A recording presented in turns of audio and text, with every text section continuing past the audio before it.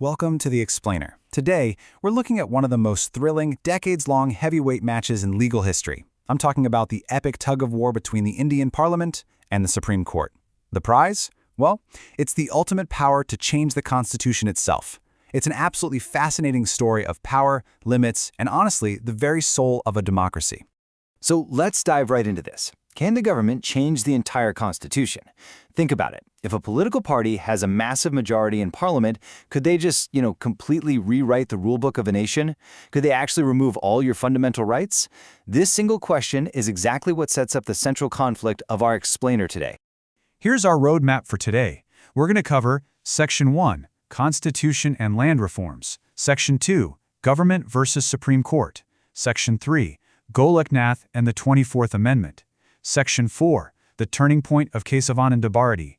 Section 5, Minerva Mills imbalance. And finally, Section 6, the key elements of the basic structure. Let's kick things off with Section 1, Constitution and Land Reforms, or as I like to call it, the battle for property.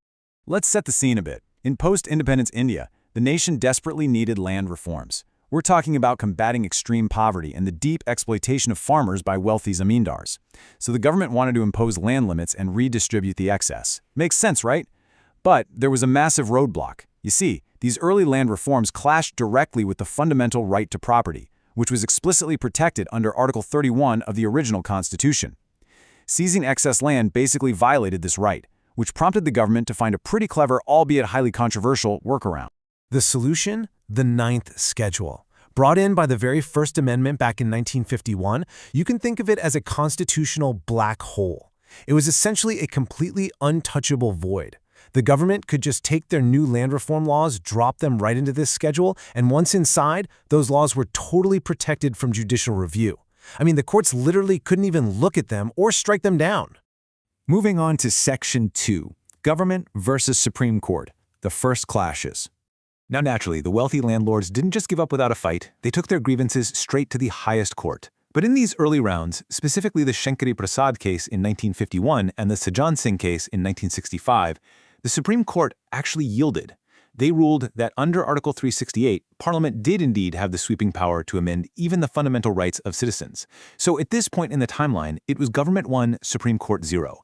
Parliament was operating with some massive authority. Which brings us to Section 3, Golok-Nath and the 24th Amendment, the reversal. As the government just kept dropping more and more laws into that Ninth Schedule black hole, the Supreme Court started to seriously rethink its stance. You can see the stark contrast here. On one side, we had the Shankari Prasad era, where the rule was incredibly simple. Parliament can amend any fundamental right, period. But then came the absolute whiplash of the 1967 Golok-Nath case. Out of nowhere, the court completely reversed course, declaring that fundamental rights are actually sacred, immutable, and 100% untouchable by Parliament. Well, as you might expect, the government's retaliation to that Golok-Nath ruling was swift and it was severe. They fired back by passing the 24th Amendment in 1971.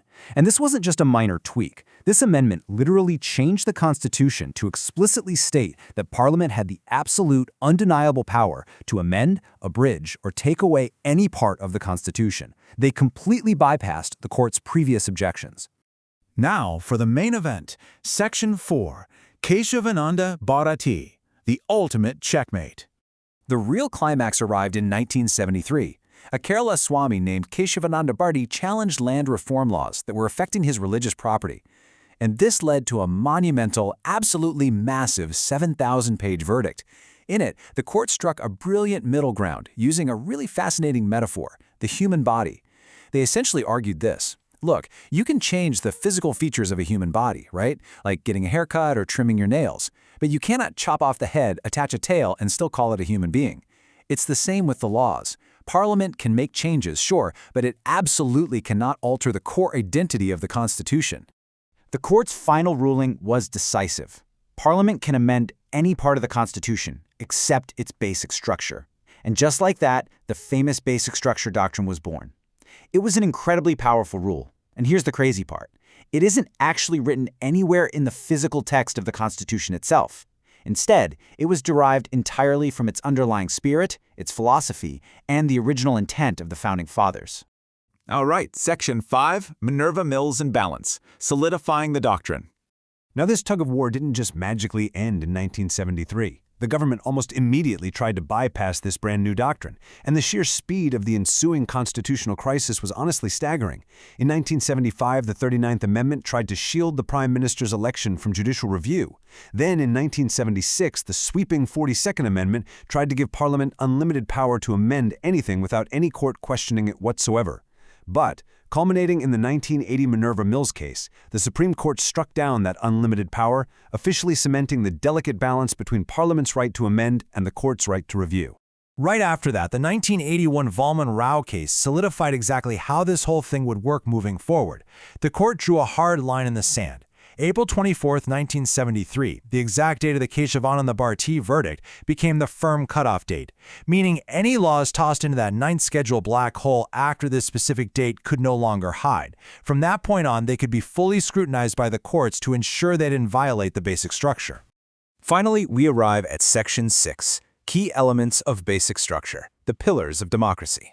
So you're probably wondering at this point, what exactly is this elusive basic structure?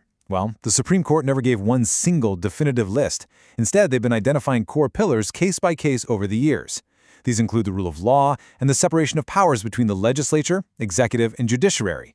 It also includes secularism, free and fair elections, the power of judicial review itself, and the delicate harmony between fundamental rights and directive principles.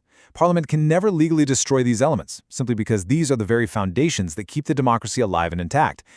However, it is absolutely crucial to point out that this doctrine has its fierce critics. Some even refer to it as the tyranny of the unelected. Prominent figures like former Finance Minister Arun Jaitley have voiced deep, serious concerns about this setup. They question whether unelected judges should really have the sheer power to overrule the mandate of a democratically elected majority in Parliament. So it ultimately becomes a massive debate of judicial overreach versus parliamentary sovereignty. Which leaves us with a final, rather provocative thought to ponder as we wrap up this explainer. Think about it. In a democracy, who should truly hold the ultimate power? Should it be the elected representatives who carry the voice and mandate of the people? Or should it be the unelected protectors of the Constitution who ensure the foundational rules of the game are never destroyed?